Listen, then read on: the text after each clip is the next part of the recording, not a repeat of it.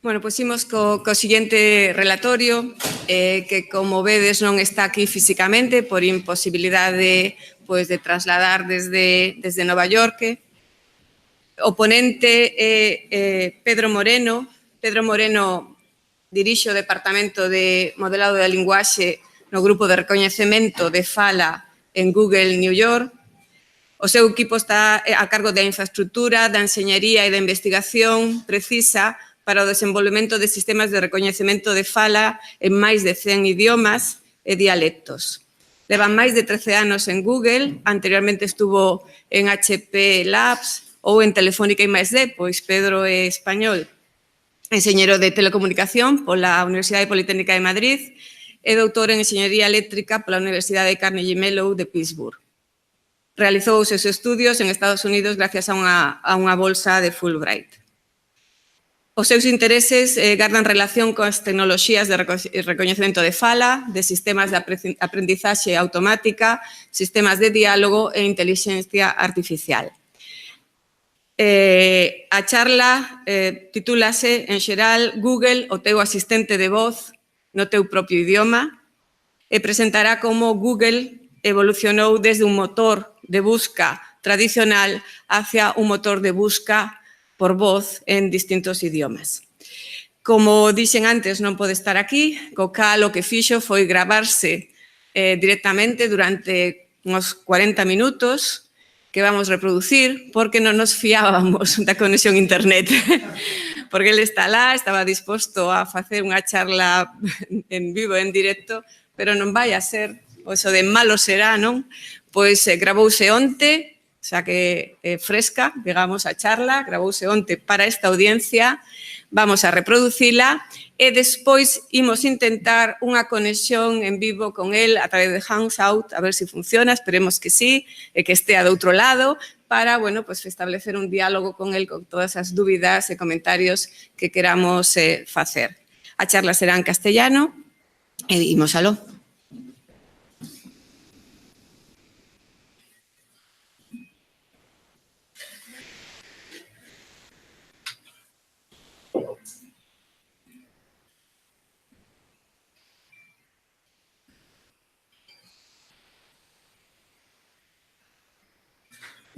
Muy buenas tardes. Mi nombre es Pedro Moreno, soy director de ingeniería en Google. Llevo trabajando en Google como hace 12 años y os voy a contar un poco cómo ha evolucionado la tecnología de búsqueda en Google, cómo ha evolucionado hacia sistemas más naturales usando la voz y cómo puede afectar a idiomas como el gallego, que tienen ciertas características especiales. No sé si os acordáis, algunos de vosotros, cómo era la Internet antes de la existencia de los motores de búsqueda. Desde luego, era muy distinta a como es ahora, donde todo es tan fácil de acceder.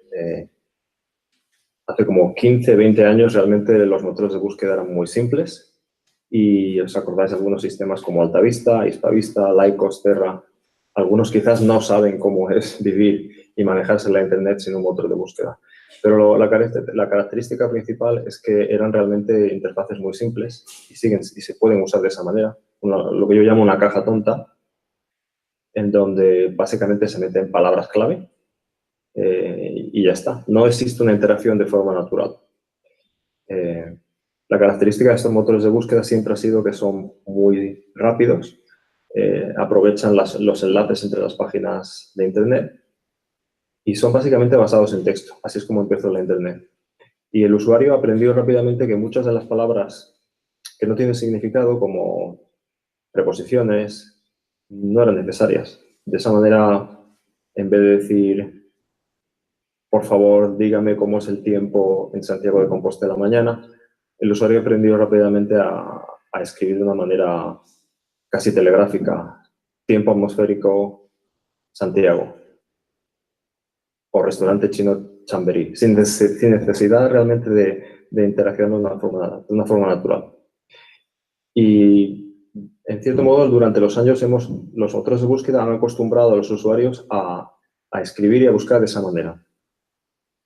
Y esto viene a colación porque luego veréis en cómo ha evolucionado el motor de búsqueda en los años. Google empezó en el 98. Son básicamente 20 años de innovación constante, en donde ese motor de búsqueda ha ido obteniendo cada vez más calidad, más información, no solamente los enlaces y el texto en las páginas web, sino que se han introducido sinónimos en la capacidad de autocompletar las búsquedas, búsquedas universales, donde ya se empieza a buscar vídeos, se empieza a buscar no solo páginas web, sino mucha más información.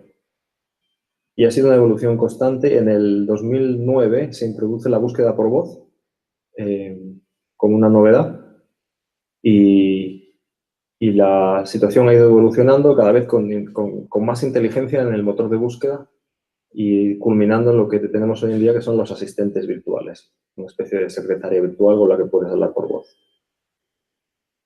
¿Y qué es lo que ha cambiado desde el 98 hasta el 2018? Pues casi es más fácil preguntar qué es lo que no ha cambiado. La evolución principal ha sido de buscar en ordenadores de sobremesa a teléfonos portátiles. Eso ha sido una evolución gradual donde los primeros teléfonos portátiles eran muy simples y hoy en día tienen mucha más capacidad computacional que muchos ordenadores de sobremesa. Desde luego, yo cuando pienso en los ordenadores que yo usaba en la universidad, cualquier teléfono móvil de hoy en día tiene bastante más capacidad computacional. Como os decía, realmente la evolución ha sido en muchas dimensiones, ¿no? Desde, en cuanto a lo que usamos para buscar, desde ordenadores de sobremesa a un teléfono, a también dispositivos que están en la casa, búsquedas también en la televisión. Muchas televisiones ya vienen con internet e incluso hay frigoríficos ya que vienen con internet. La forma de interaccionar, el interfaz de usuario ha cambiado de ser una caja blanca donde uno teclea palabras a micrófonos, a hablar. Ya incluso sistemas en donde se puede gestionar, se puede hacer gestos con los brazos para interaccionar con el sistema. Las búsquedas también han evolucionado desde este español telegráfico a lo que yo llamo googleñol, a búsquedas más naturales, de la misma forma en que uno habla con otra persona. También se ha evolucionado del motor de búsqueda a dar simplemente resultados, enlaces a otras páginas que te obligan a seguir buscando, a dar los resultados directamente. En cierto modo, el motor de búsqueda digiere la información, la prepara en elementos más fáciles de dar resultados y te da el resultado directamente. Y también se ha pasado en un sistema en donde hace 20 años realmente cada búsqueda era nueva. El sistema no mantenía un estado sobre información del usuario. A un sistema de una búsqueda más contextual, donde sabemos un poco, usamos tu contexto, quién eres, dónde estás, para dar información más relevante. Y la búsqueda también se ha extendido no solo a páginas de internet, sino a toda la información que te rodea a ti. Tu correo electrónico, información geográfica, información de documentos que tú puedas tener, vídeos, videoconferencias, traductor, etcétera, etcétera.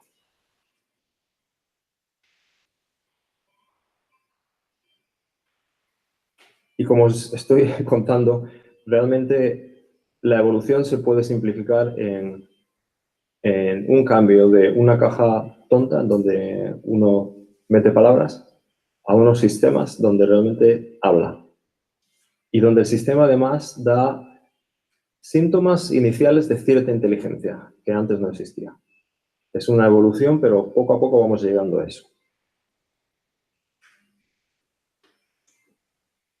Y también se evoluciona poco a poco, y esto lo veis todos los días, de ese ordenador de sobremesa que teníamos hace 20 años a una situación en donde el motor de búsqueda y el asistente, que es a lo que evoluciona Google, están disponibles en muchos más sitios. Está disponible en tu teléfono, está disponible en tus dispositivos, en altavoces de casa, está disponible en tu reloj, si tienes uno de estos relojes digitales. Está disponible en el coche. Se ofrecen además interfaces para los desarrolladores para que ellos puedan colocar colocar el motor de búsqueda y el asistente de voz en televisiones, en sus propios altavoces, en los PCs, en auriculares, etcétera, etcétera. O sea que realmente hay... Y bueno, luego está todo este concepto de la Internet doméstica, en la Internet de casa, en donde la idea es poder conectar un montón de dispositivos del hogar, como os decía antes, frigoríficos, las luces de la casa, una variedad increíble de dispositivos a los asistentes y que se pueden controlar por voz. Y no solo estos dispositivos están fabricados por Google, sino que, como os comentaba antes, al estar disponibles con interfaces para los desarrolladores, cualquier desarrollador realmente puede hacer su propia integración y añadir el asistente de Google y otros asistentes, por cierto, como de la competencia, a sus dispositivos. Un tema muy interesante en el que yo personalmente llevo trabajando como prácticamente 8 o 9 años en Google es cómo hacer que la búsqueda por voz esté más disponible no solo en el inglés, que es el idioma en el que empezó todo el trabajo de Google, sino en muchísimos idiomas. Actualmente tenemos más de 90 idiomas disponibles en la búsqueda por voz. Aquí tenéis algunos ejemplos. La mayoría de los idiomas europeos están disponibles. Nos quedan algunos casos más extraños, como el idioma de Albania, Estonia, pero la mayoría de los idiomas europeos están disponibles. Y la mayoría de los idiomas, básicamente lo que nosotros llamamos de nivel 1, que son como el inglés, el francés, el chino, el japonés, básicamente están disponibles. Aquí podéis ver en el mapa la disponibilidad de idiomas. Un tema interesante es cuánto tráfico maneja un asistente de voz como el de Google.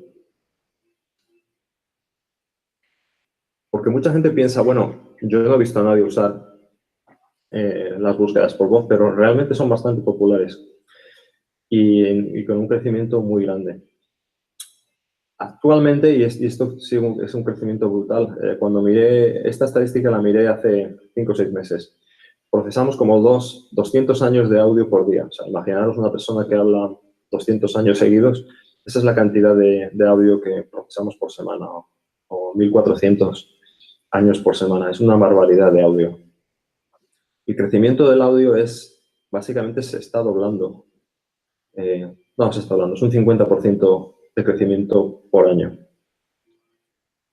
Y para que os hagáis una idea, unas estadísticas, no nuestras, sino de analistas, indican que, por ejemplo, en países como Estados Unidos, el 50% 50 millones de personas usan asistentes, no solo los de Google, sino también los de Amazon. O sea que es una modalidad de búsqueda que ha crecido muchísimo en los últimos 9 años, de porcentajes muy bajos a porcentajes cada vez más grandes.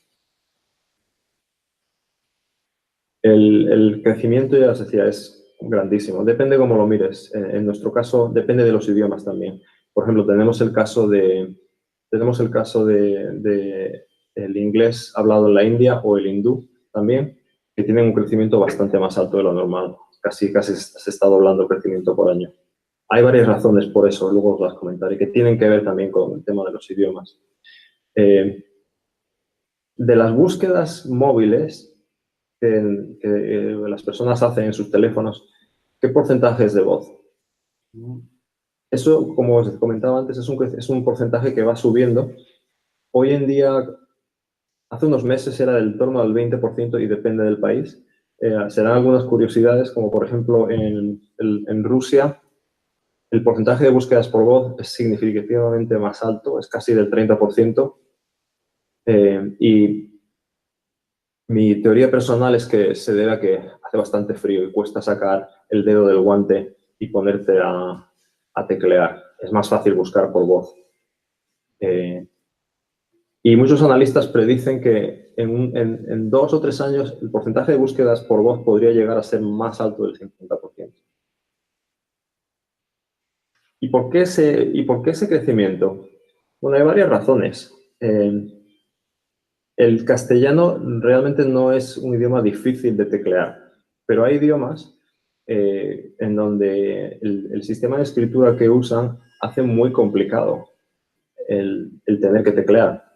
Entonces, resulta mucho más rápido hablar que tener que sacar uno de estos teclados tan complejos, aprender a usarlo y meter tu búsqueda.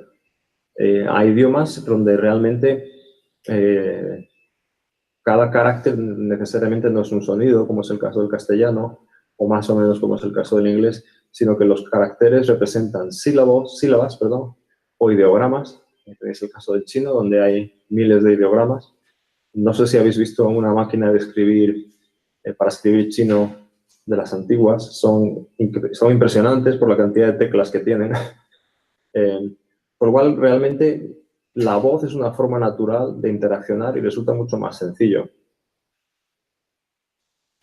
El tema de los teclados es también muy interesante, quería sacarlo a relucir, porque a pesar de esa dificultad que os comentaba, en nuestro grupo de investigación hemos hecho un esfuerzo realmente por también sacar los teclados, lo que nosotros llamamos Gboard o teclados inteligentes, que están disponibles en más de 220 idiomas. Lo que hace interesantes estos teclados es que, bueno, no siempre uno puede hablar. Y si uno desarrolla un teclado con cierta inteligencia, con capacidad de autocompletar las búsquedas, pues también se puede ayudar a las búsquedas y incluso a, no solo búsquedas, sino a la interacción con el teléfono y con otras personas. Por ejemplo, haciendo mensajería como el WhatsApp o el Facebook Messenger. Y, de hecho, el gallego, si no me equivoco, es uno de los teclados que está disponible en el teclado de Google. De hecho, es posible introducir varios idiomas a la vez. Uno puede tener un teclado donde uno puede poner castellano y gallego. Y el sistema es inteligente y capaz de detectar qué palabra estás intentando meter. En nuestro grupo, como os comentaba antes, el tema de los teclados es algo que nos parece muy interesante, por lo que os comentaba antes, y no solo es un teclado donde uno va tocando las teclas, sino que también hemos introducido lo que nosotros llamamos métodos avanzados de entrada, donde, por ejemplo, no solo se busca la tecla, sino que se pueden hacer gestos. Por ejemplo, si quieres hacer una A, puedes como dibujar una A encima del teclado y el sistema automáticamente lo reconoce. Y eso para algunos idiomas con formas de escritura tan complejas es muy importante. Eso también funciona en el castellano y pienso que también en el gallego. Y otra cosa que también podemos hacer es, en las situaciones en donde el teclado no es capaz de poner todos los símbolos, porque piensa, por ejemplo, el chino es muy grande, somos capaces de dinámicamente cambiar el teclado según lo que estás escribiendo, para ayudar al usuario. Aquí ves algunos ejemplos donde tratamos en el ejemplo de la izquierda, si no me equivoco, es hindú y Devanagari, donde estamos usando los trazos sobre el teclado para sacar caracteres. En el de la derecha lo que estamos haciendo, si no me equivoco, mira, este sí que no sé cuál es, puede ser tailandés quizás. Estamos haciendo transliteración. En muchos países, donde tienen sistemas de escritura muy complejos, la gente está acostumbrada a usar el alfabeto latín para escribir las palabras. Entonces, aquí lo que estamos haciendo es permitir al usuario meter los caracteres o las palabras como suena en latín y el teclado automáticamente lo cambia a cómo se deben escribir. Y en el teclado de la derecha lo que estamos haciendo es manejar el tema de los acentos en el vietnamita. El acento en el vietnamita indica entonación. Es un poco complicado.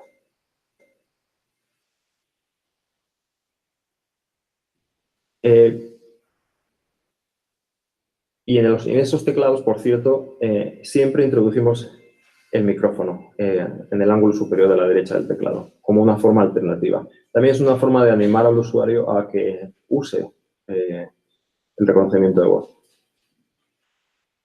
Entonces, como os decía antes, estas formas de entrada por voz son muy interesantes y Y lo que nosotros vemos es que en mercados emergentes como la India, África, el sudeste asiático, son incluso más prevalentes. La gente enseguida salta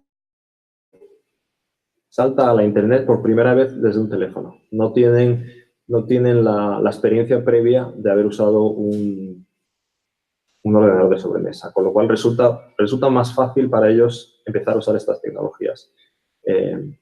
Aparte, como no tienen esa costumbre de buscar, de meter palabras, la voz resulta muy natural. Y también porque en muchos de estos mercados emergentes existen mezclas de idiomas, lo que comentaré un poquito más tarde, y los reconocedores en general son capaces de manejar, nuestros reconocedores son capaces de manejar un idioma dominante y uno más minoritario. En resumen, lo que vemos y lo que proponemos es que la voz es una forma natural para comunicarnos y, por tanto, es una forma natural para interaccionar con los motores de búsqueda y con la Internet y con la información que nos rodea. Es un poco el objetivo de esta evolución que Google está teniendo desde un motor de búsqueda tradicional a un asistente virtual. Ahora os quiero comentar un poco a un nivel muy, muy alto cómo funciona un sistema de asistencia virtual como el de Google. Básicamente se puede descomponer en varios componentes. El primero es un sistema de reconocimiento de voz. El segundo es un motor de procesado natural del lenguaje. Todo eso se maneja con un dialog manager, un gestor de diálogos que se encarga de conectarse con un montón de los servicios existentes de Google, motores de búsqueda, informaciones, bases de datos, por ejemplo, de música, acceso a YouTube. Entonces, el gestor de diálogos realmente está manejando esa información, extrayéndola y pasándosela a un módulo de generación natural del lenguaje, porque la información que obtenemos es información binaria procesada y entonces el módulo de generación del lenguaje genera frases, genera texto de una manera natural, tal como una persona hablaría, y eso se manda a un sistema de conversión texto a voz. Esta es la arquitectura tradicional y es cómo funcionan las cosas hoy en día. Casi todos estos módulos, el reconocimiento de voz, el conversor texto-voz, en cierta medida también el módulo de procesado natural del lenguaje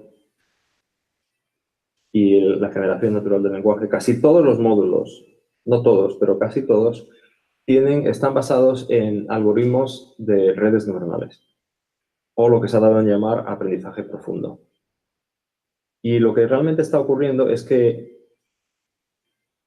ha habido una transición en los últimos 8 o 10 años en donde estas tecnologías tradicionalmente hacían falta ingenieros, expertos, lingüistas que tenían mucha experiencia en estos temas y que eran capaces de construir estos sistemas, ya sean los de reconocimiento de voz, los de conversión texto-voz, etc.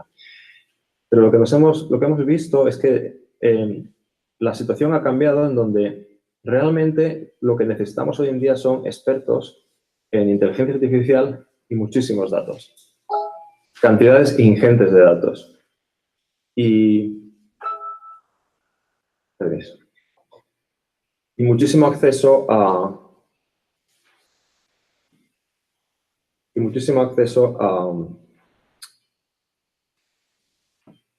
CPUs, memoria, GPUs e incluso las últimas tecnologías en procesado de datos que son las TPU, TensorFlow Units, que son chips realmente dedicados al procesado de redes neuronales. Entonces, realmente la red neuronal aprende de estas bases de datos. Estas bases de datos que usamos de voz, o ya sea voz de los usuarios que usan nuestros servicios, o voz que encontramos en la Internet, por ejemplo, en YouTube. Lo que hacemos realmente es recoger muchísimas horas, miles y miles de horas de grabaciones, y la red neuronal es capaz de aprender patrones de voz. Es capaz de encontrar cómo unos milisegundos de audio se transforman en una representación fonética o incluso en palabras. Es un sistema realmente donde os comentaba antes, donde la necesidad de expertos queda disminuida y lo único que hace falta son datos, cantidades ingentes de datos.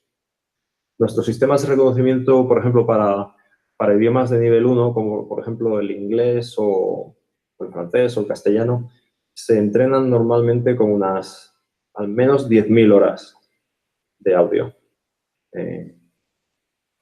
Idiomas como el gallego tienen bastante menos. No creo que lleguemos a las 500 horas. Y claro, la calidad sufre.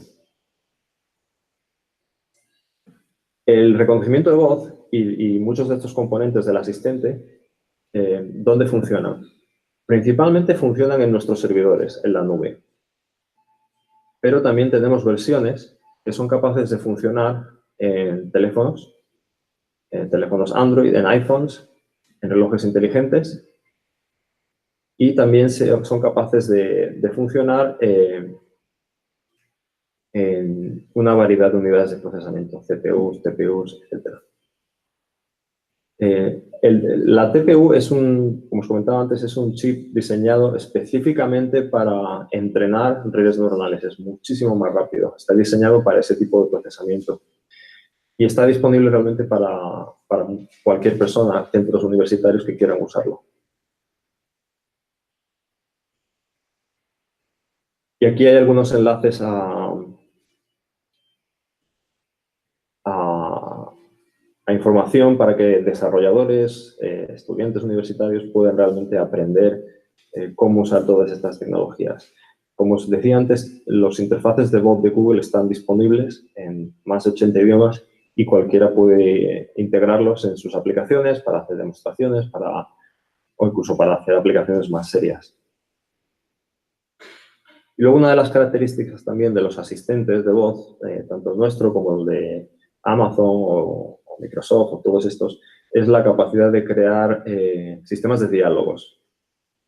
Y eso te permite, en cierto modo, le permite, por ejemplo, a un banco o a una empresa o a una universidad crear su propio asistente de voz usando nuestras tecnologías. Eso es algo que tiene mucho potencial en el sentido de que reduce el tiempo de desarrollo de un asistente. Realmente antes era una cosa muy difícil que solamente universidades muy punteras podían hacer, pero al poner todas estas tecnologías disponibles, realmente cualquiera puede hacerlo muchísimo más fácil. Como os decía antes también, no es solo los teléfonos, sino que el asistente se va expandiendo a muchos más dispositivos. Es lo que llamamos la Internet de las cosas.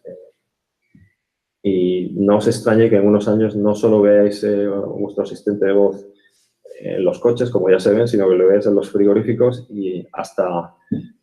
Creo que he visto un vídeo de alguien que lo ha integrado en un váter. No sé cuál es la utilidad, pero bueno, todo es posible. Y también, claro, evidentemente las capacidades del asistente cada vez se van expandiendo. Por ejemplo, en Estados Unidos es posible hacer llamadas telefónicas desde tu altavoz inteligente. Es un ejemplo de capacidades que se pueden ir añadiendo que hacen estos dispositivos mucho más útiles, ¿no? Aquí os voy a poner un vídeo donde se ve un poco cómo funciona el asistente voz. No sé si el audio va a funcionar, vamos a intentarlo.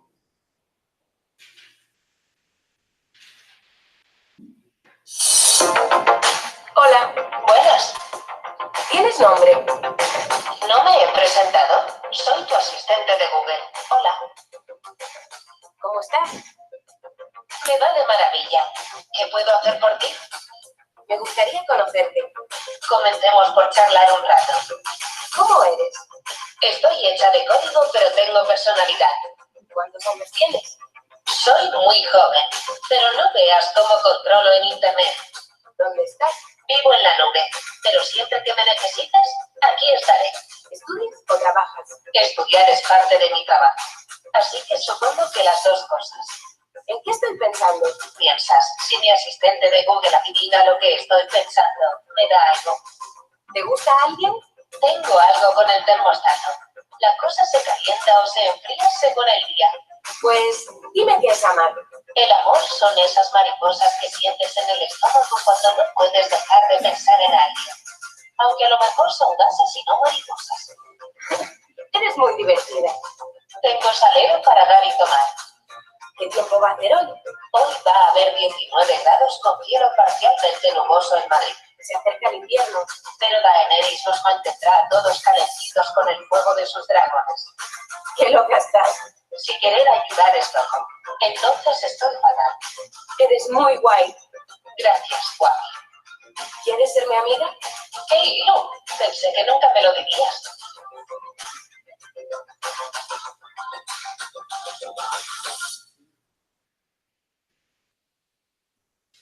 Bueno, aquí, no sé si os habéis fijado, aparte de los chistes, la broma, se han podido ver todos los elementos que os comentaba antes.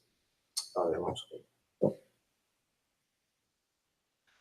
ver. Habéis visto, por ejemplo, cómo el reconocimiento de voz funcionaba muy bien cuando hablaba. Habéis visto la conversión texto a voz cuando el asistente te contestaba. Habéis visto la parte de entender el lenguaje, por ejemplo, cuando preguntaba cuál es el tiempo atmosférico. Todo eso lo entendía y era capaz de sacar la información de todos estos servidores y, en este caso, seguramente accediendo a alguna página web con información meteorológica o al Centro Nacional de Meteorología, extrayendo esa información, preparando esa información, que realmente es una información numérica, pues 34 grados, Logroño, convertirla en una frase, que eso es lo que llamamos generación natural del lenguaje, una frase del tipo, mañana lloverá en Logroño. Y realmente el vídeo está interesante en el sentido de que muestra todos estos componentes. Y luego la parte de diálogo, si os fijáis, cada vez que para ciertas preguntas, como que el gestor de diálogo entendía, vale, me está preguntando sobre, me está pidiendo un chiste y generaba un chiste. Claro, os comentaba antes que todos estos componentes tienen sistemas de aprendizaje profundo, redes neuronales. Algunos componentes todavía requieren muchísima intervención humana. Por ejemplo, la parte de manejo de diálogos, realmente existen montones de personas escribiendo diálogos, escribiendo chistes, escribiendo respuestas a frases, a preguntas típicas. Eso es algo que todavía no está automatizado. Y pienso que todavía nos faltan unos años. Porque ahí es donde está realmente la parte de inteligencia que todavía no sabemos muy bien cómo hacer, ¿no? O sea, muchos de los ejemplos que se veían de chistes, como preguntaba, ¿quieres ser mi amiga? Todo eso está realmente, es un script. O sea, es como los escritores de novelas, ¿no? Hay un montón de personas que están realmente pensando, si nos preguntan esto, vamos a poner esta respuesta, ¿no? Pero bueno, como os comentaba, esto es un proceso gradual de crecimiento en donde cada vez se automatizará más. Quería también comentar un poco, antes de acabar, cuál es la situación de idiomas, lo que yo llamo idiomas minoritarios, como el gallego. ¿Y qué quiero decir con eso? Pues son idiomas que no tienen 500 millones de hablantes. El gallego es un ejemplo interesante, que tiene muchas cosas en común con otros idiomas que nosotros vemos. Realmente, de estos 80 o casi 100 idiomas que el asistente de voz es capaz de entender y hablar, hay algunos problemas. Muchos idiomas realmente tienen un número limitado de hablantes. Por ejemplo, el islandés no tiene, la población de Islandia me parece que son 300 o 400.000 personas. Entonces, por definición, no tiene muchos hablantes.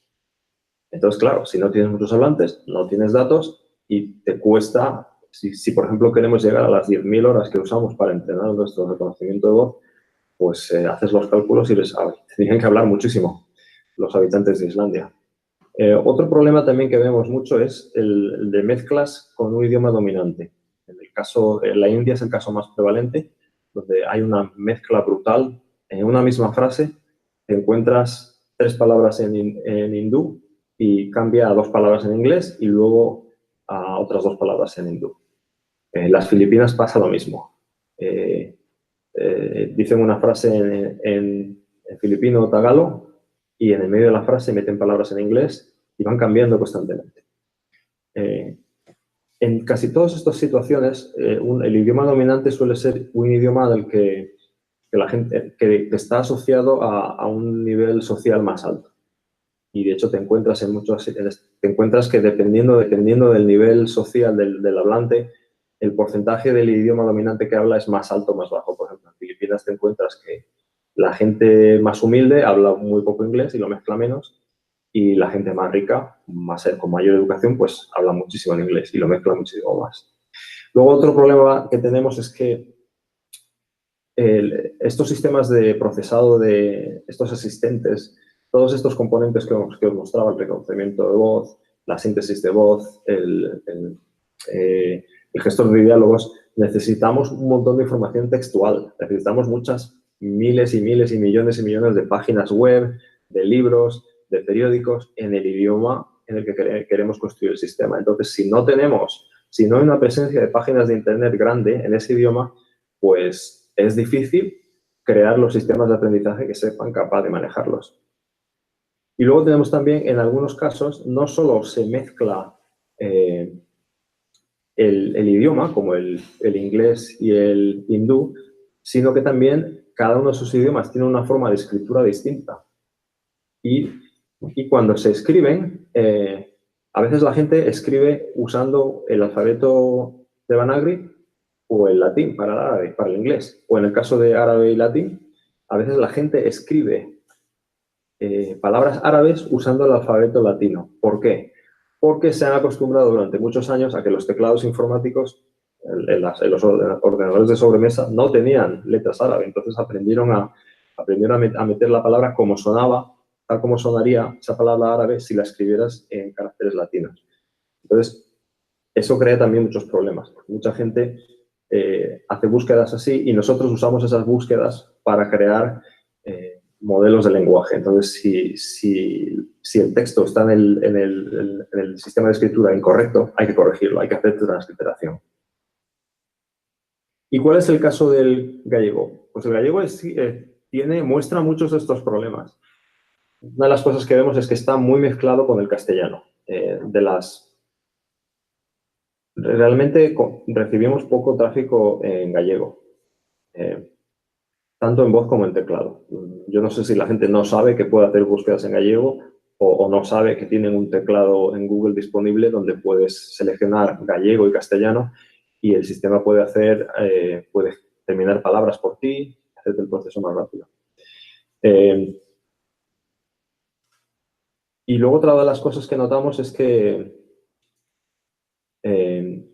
muchos de los hablantes de gallego realmente suenan casi como castellano. Y de hecho, hace un año hicimos un experimento en donde en nuestro reconocedor de gallego decidimos usar los modelos acústicos del castellano, que se entrenan con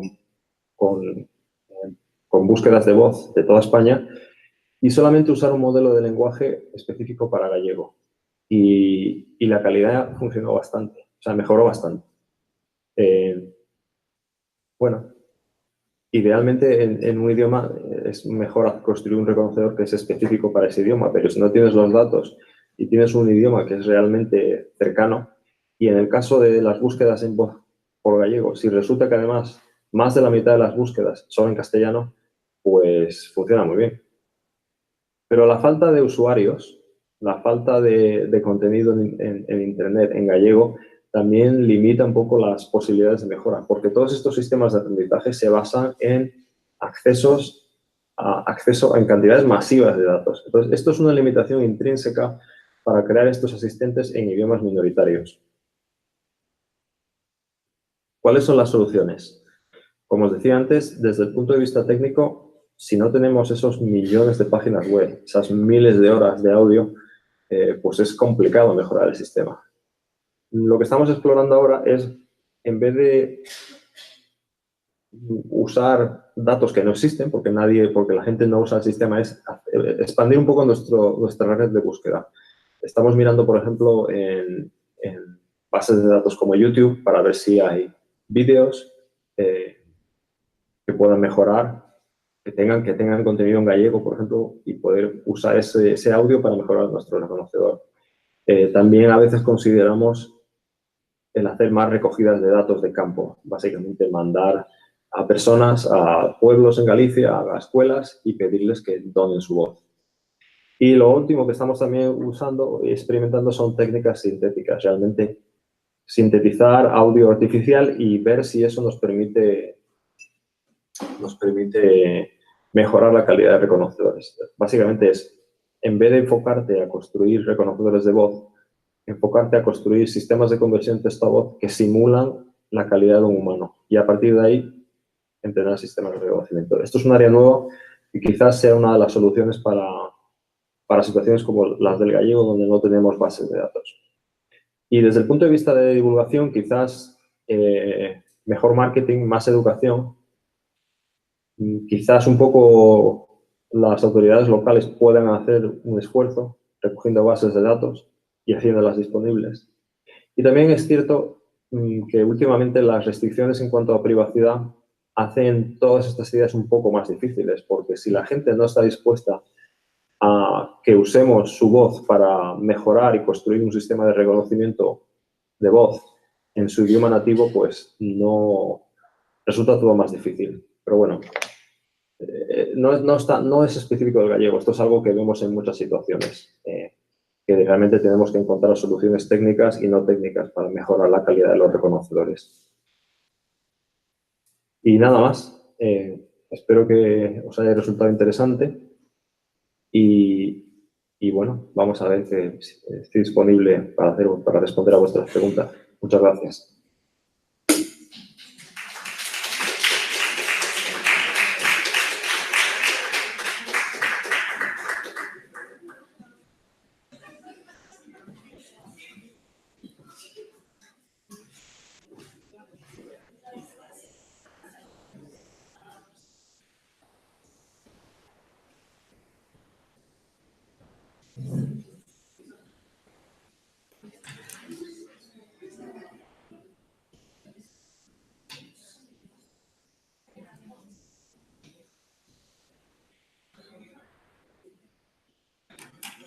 Máis ou menos a mellor non está todavía, non? Non sei, pero a ver, probamos a ver.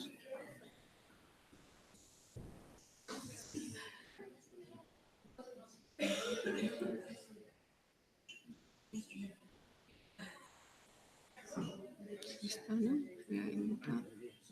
Lo que sería invitar, non? Non temos que invitar. Aí non...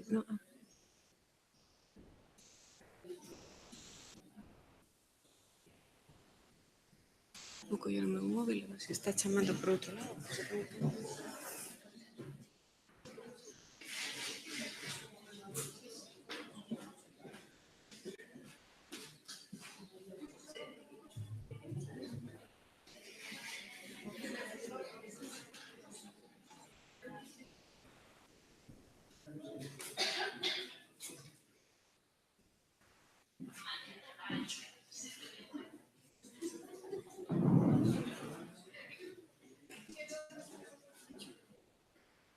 Invitar, non hai que para invitar. Es un único participante. Non sei se mandarlle un mail de que estamos preparados. Ya estoy conectando, espero que estoy llamando. Dile que estamos llamando ahí en el Google Hangouts. Ahí está.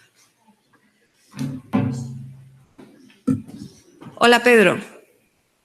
Hola, mira, ¿os vais a conectar al Hangout? Estamos en ello, ¿no estamos en Hangout ya? Te estamos oyendo. Perfecto. Bueno, Perfecto. te estamos oyendo, te estamos viendo y lo primero es darte las gracias por haber hecho el esfuerzo de grabarte, por participar lo primero en la jornada. Yo creo que tu charla es muy interesante y resume mucho también de lo que hemos estado tratando esta mañana y vemos hacia dónde vamos, hacia este mundo donde datos, cuanto más datos mejor, mezclado con conocimiento lingüístico, así como un poco como resumen. Entonces, no sé si quieres, antes de que pasemos al turno de preguntas, hacer tú algún comentario o... Sí, una cosa, Carmen.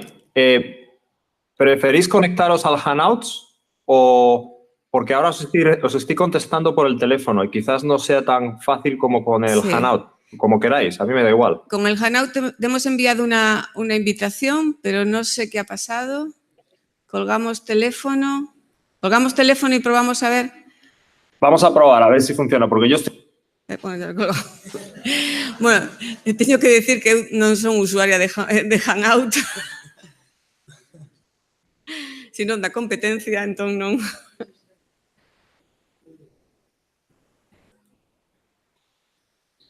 Invitar personas, Pedro.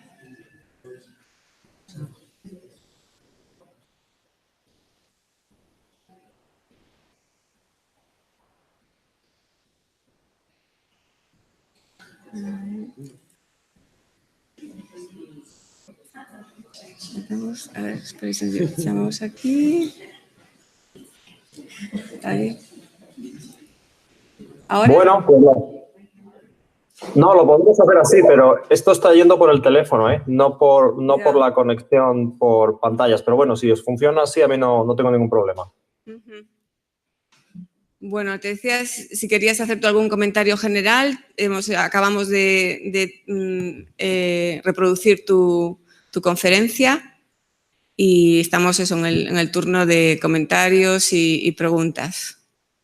Muy bien. Pues bueno, ¿quién se anima? Vamos a utilizar el micrófono de la sala. Si no lo escuchas, te repito la pregunta o le pedimos a quien haga la pregunta que se acerque. Muy bien, que me lo digan lentamente y así los entiendo bien, porque hay mucho eco. Hola, hola, ¿me escuchas? Más o menos. Más o menos, bien, es suficiente. Esta mañana, durante toda la jornada, hemos oído en varias ocasiones la frase de, hablando de reconocimiento automático de voz, pero no podemos competir con Google. ¿Tú crees que es mejor que nos rindamos y vosotros lo hacéis todo? No he entendido la pregunta muy bien. Hay mucho eco y mucho ruido. Quizás si me la repite, Carmen. Va a ser mejor ¿Por aquí me oyes mejor?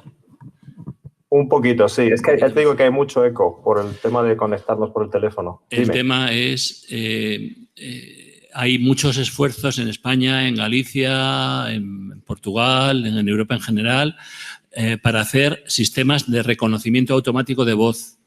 Sí. Mejorarlos, técnicas de aprendizaje, pero siempre se escucha una frase, pero Google tiene muchos más recursos que nosotros, no podemos competir con ellos. ¿Es mejor que nos rindamos y dejemos de ir por ese camino?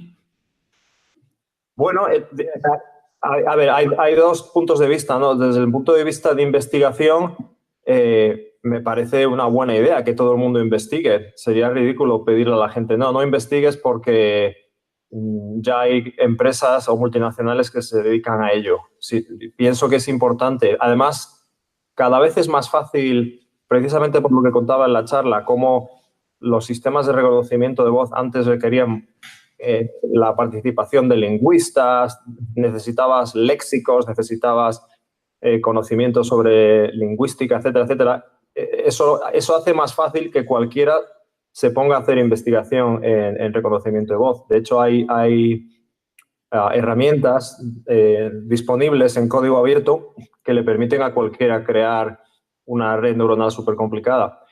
La diferencia quizás está en, bueno, si quieres hacer un producto, algo que sea capaz de manejar millones de búsquedas, que sea capaz de manejar mucho tráfico, ahí digamos que hay cierta dificultad, pero bueno, eso no es tanto de investigación, eso es tanto de producto, ¿no? Y bueno, siempre está la posibilidad de que haya buenas ideas. La competencia siempre es buena. Yo no pienso que nadie tenga que dejar de competir porque Google trabaja en estos temas. Bien. ¿Alguna otra pregunta? Mientras se anima el público, ¿no? Yo tengo una duda. Bueno, ahí siempre está claro que cuantos más datos mejor, pero creo que sigue siendo necesario que una parte de los datos sean de calidad lingüística, estén bien anotados, estén revisados. ¿Eso es cierto para los sistemas de Google o ya estáis abandonando también el necesitar de datos de calidad?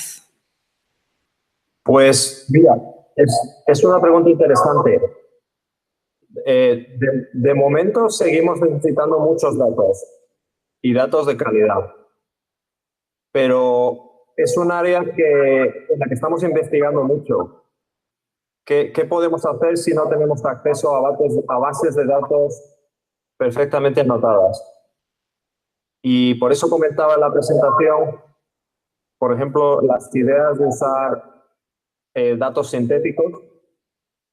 Y yo creo que en todas las técnicas de aprendizaje profundo, en los próximos años lo que se va a ver es más énfasis en usar muchos menos datos. Porque si te pones a pensarlo, la manera en que un ser humano aprende un idioma no necesita 10.000 o 100.000 horas de audio. Los niños son capaces de aprender con bastantes menos datos. Entonces yo creo que técnicas, por ejemplo, como en inglés se llaman reinforcement learning, no sé la traducción, quizás tengan más influencia en los próximos años. Gracias. ¿Comentarios? ¿Preguntas? Animaros, tenéis la oportunidad de hablar con gente que contrata, aunque dice que no, contrata lingüistas, contrata ingenieros que sepan o que estén dispuestos a aprender técnicas de aprendizaje de máquinas, está claro, ¿no? No solo quedarse en un campo. ¿Cuál es el perfil de persona que contratáis? ¿Qué tipo de gente contratamos, dices? Sí. Para el tema de trabajar con distintos lenguajes, ¿tenéis especialistas en el propio lenguaje o ya nadie?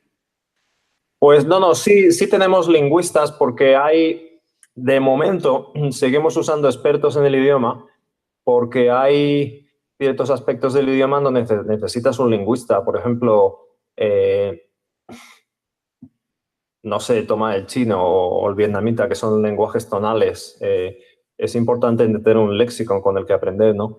Pero también es cierto que a veces hacemos experimentos donde decimos, venga, vamos a poner texto en chino sin tener ni idea de cómo es cada cosa y una red neuronal a ver qué hace. Y realmente funciona muy bien. Eso es lo que se llaman sistemas de reconocimiento, por ejemplo, que en vez de usar léxicos, usan grafemas. O en el caso de español, por ejemplo, sería decir que la palabra Pepe se compone de los sonidos PE, PE, que da la casualidad de como el español es muy fonético, pues es directo. Pero imagínate otro idioma como el inglés, donde a veces la relación entre el sonido y la forma en que se escribe es distinta, ¿no?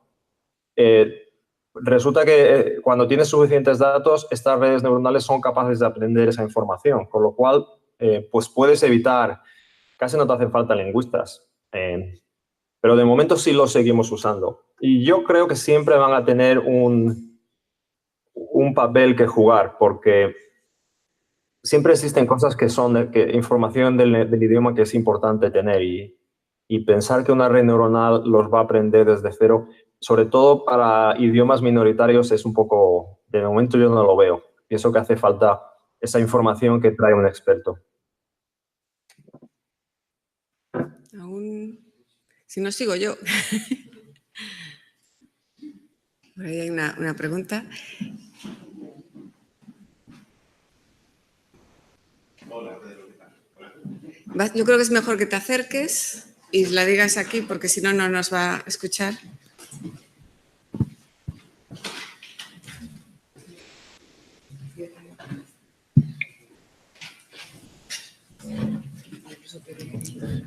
Hola, Pedro, ¿qué tal? Hola. Mira, yo tenía una duda, no, más bien una curiosidad. El año pasado, en la Google I.O., Google hizo gala de los poderes de la inteligencia artificial aplicada al idioma con el tema de la llamada telefónica, aquella. No sé si más gente lo vio. Es decir, en inglés se puede hacer eso ya. Es decir, eso se comprobó, eso lo demostró Google en la conferencia. En español me imagino que tampoco habrá mucha distancia a eso, ¿no? ¿Qué haría falta para que se consiguiera eso en todos los idiomas? ¿Te refieres al sistema duplex? No recuerdo el nombre, se pero simula se simula una persona que llama a un Exacto. restaurante o algo así. Exacto. ¿Y cuál es la pregunta en concreto? ¿Si está disponible en español o qué es lo que va a llevar? Es decir, ¿qué es lo que va a hacer falta? Porque en inglés sabemos que hay muchísimas horas, tanto de locuciones como de vídeo, como de solicitudes por voz, como texto escrito. En español sabemos que hay muchísimas también, pero los idiomas minoritarios, pues claro, ¿qué es lo que hace falta? Pues mira, es una buena pregunta porque un sistema como Duplex se basa en simular a un humano. Entonces te hace falta un reconocedor bastante bueno y te hace falta un conversor texto a voz bastante bueno. Para conversión texto a voz, la verdad es que hay nuevas tecnologías que hacen que sea mucho más fácil generar una voz de calidad. Si antiguamente, hace un par de años, hacían falta como 200 horas, ya hay prototipos que con 20 horas de audio de una sola persona hacen que suene bastante bien. Y también hay tecnología donde se puede hacer que ese conversor texto a voz emule a la voz de una persona, incluso el estado emocional. Puedes hacer, por ejemplo, que el conversor texto a voz suene como que está enfadado, como que está contento. O sea, la conversión de esta voz ha hecho mucho progreso y para el tema de idiomas minoritarios no lo veo como un problema. Yo creo que en un año o así, quizás 2, sea posible hacer conversión de esta voz muy, muy fácil en muchos idiomas. Y para el reconocimiento, bueno, en el caso del gallego en particular, quizás se podría hacer, porque piensa que en un sistema como en Duplex, hay mucho conocimiento del dominio. O sea, estás haciendo una llamada a un restaurante. El restaurante quiere progresar y digamos que hay como un guión que seguir muy fácil, ¿no? Hay un contexto, claro. Quiero hacer una reserva. Entonces, todo ese conocimiento a priori se puede poner en el reconocedor. De hecho, lo hacemos. El reconocedor que usamos en inglés, por ejemplo, pues tiene un vocabulario de 2 millones de palabras. Pero como sabemos que estamos hablando sobre un tema muy concreto, este restaurante, pues podemos influenciar el modelo de lenguaje para que funcione mucho mejor en ese dominio. Y fíjate que la parte que no me preocupa tanto no es ni el reconocedor, ni el texto, ni la parte de conversión texto-voz, sino la parte de cómo crear el diálogo y todo eso. Esa parte de momento en Duplex se sigue haciendo bastante a mano.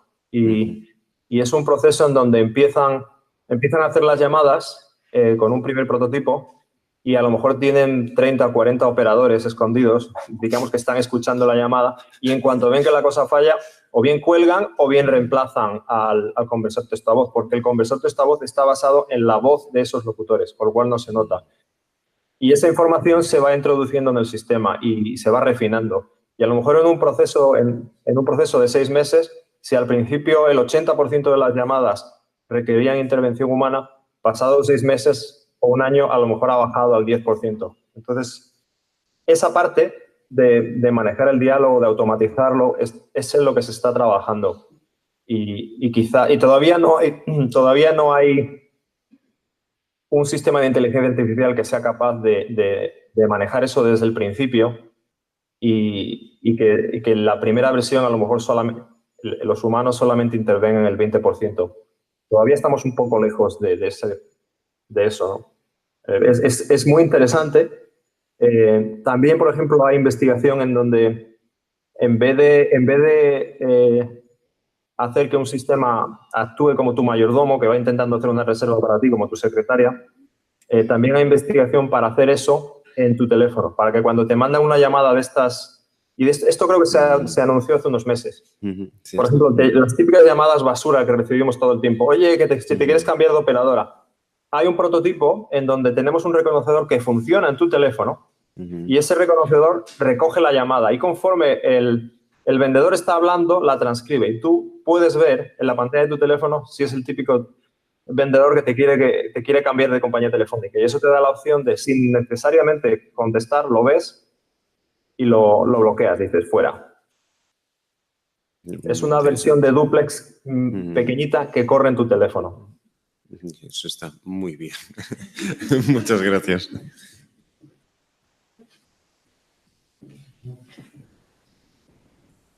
Pues no te robamos más tiempo. Estamos en nuestro nuestro esquema temporal, con lo cual agradecerte muchísimo la participación, la charla, el estar en el turno de preguntas. Y ahora sí te vamos a dar un aplauso, que se lo dimos al vídeo, pues ahora te lo damos a ti.